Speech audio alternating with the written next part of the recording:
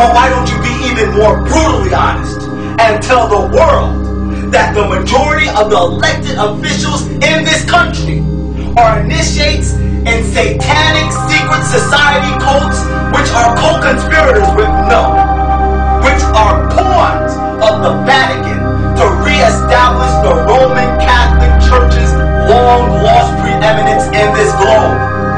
The Bible has already revealed your dishonesty in the book of Revelations chapter 13 and verse 12, where it speaks of the lamb-like beast, which is the United States of America, exercising all the power of the first beast before it, which is the Roman Catholic Church, the papacy, and causes all the earth and them that dwell therein to worship the first beast, the papacy, whose deadly wound was healed.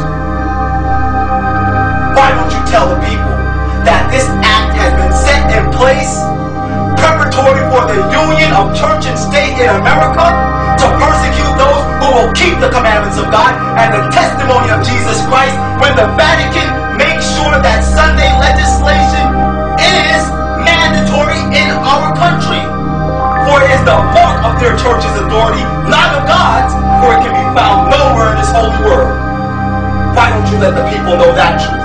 And that there is no presidential candidate that can save their soul. The only person that they can turn to now is Jesus Christ. And whether we like it or not, whether you like it or not, the truth is the truth.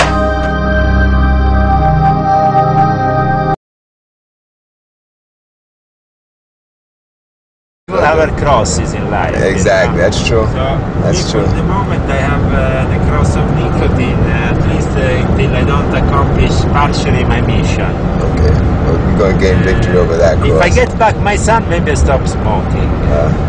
Or if I get back my family, that would be great. You know? Well, stop smoking and then you'll get everything back. Obedience comes first. Oh, Rane. Alright, but that's you know what it is, man.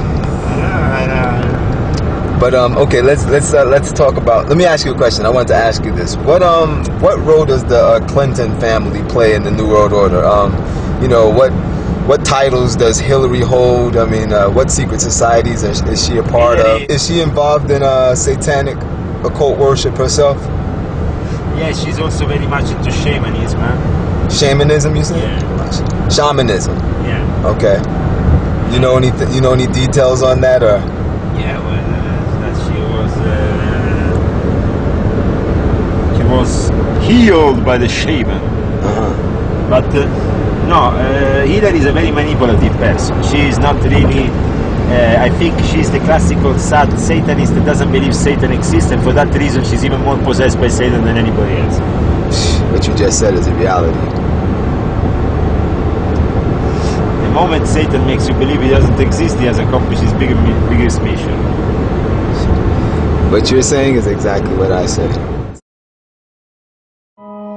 Those possessed with devils are usually represented as being in a condition of great suffering. Yet, there were exceptions to this rule. For the sake of obtaining supernatural power, some welcomed the satanic influence. These, of course, had no conflict with the demons. Of this class were those who possessed the spirit of divination: Simon Magus, Elymas the sorcerer, and the damsel who followed Paul and Silas at Philippi.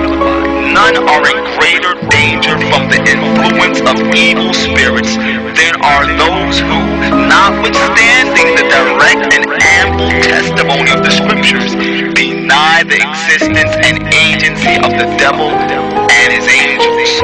So long as we are ignorant of their wiles, they have almost inconceivable advantage. Many give heed to their suggestions, while they suppose themselves to be following the dictates of their own wisdom. This is why, as we approach the close of time, when Satan is to work with greatest power to deceive and destroy, he spreads everywhere the belief that he does not exist. It is his policy to conceal himself and his manner of working. There is nothing that the great deceiver fears so much as that we shall become acquainted with his devices. The better to disguise his real character and purposes, he has caused himself himself to be so represented as to excite no stronger emotion than ridicule or contempt. He is well pleased to be painted as a ludicrous or loathsome object, misshapen, half animal and half human. He is pleased to hear his name used in sport and mockery by those who think themselves intelligent and well-informed.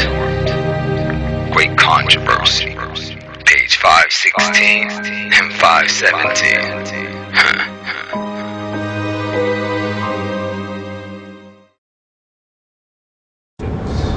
What about Obama? Do you know of any connections that Obama has? Does he have any affiliation with any of these? Hillary Clinton is also a member of the Bilderberg.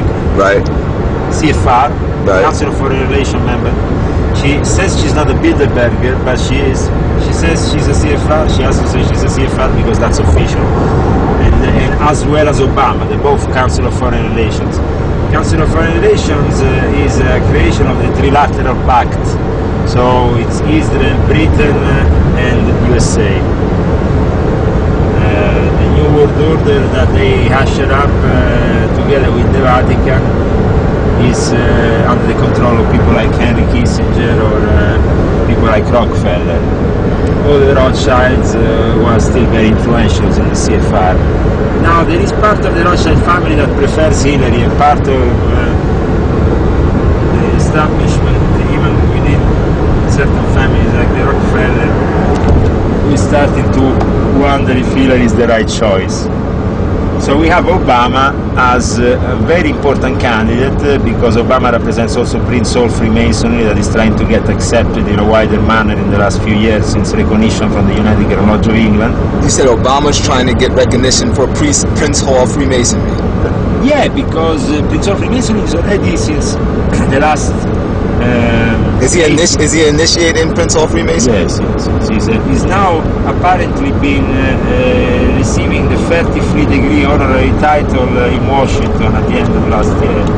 For Prince Hall Freemasonry, Obama's a 33rd degree Prince Hall Freemason. Yeah. Wow. At that time I said he was a 32 because I knew he was a 32 because a Prince Hall Freemason who had been in lodge with him told me. Okay. But now he's apparently even a 33. Well, no wonder, because obviously he's about to become either president or vice president, and that means he has to take on board certain responsibilities if he wants to arrive to that position of power. The Prince of Freemasonry, as I said, wants to get wider recognition. He's starting to get the official recognition. Not all Prince Hall Grand Lodges do in the United States, but 5 or 6 of them, I think, have already got the recognition of the United Grand Lodge of England. That means that they are subject directly to the cousin of the Queen of England, who is the Duke of Kent. So, and the Mark Masons are subject to instead the brother of the Duke of Kent, Michael of Kent.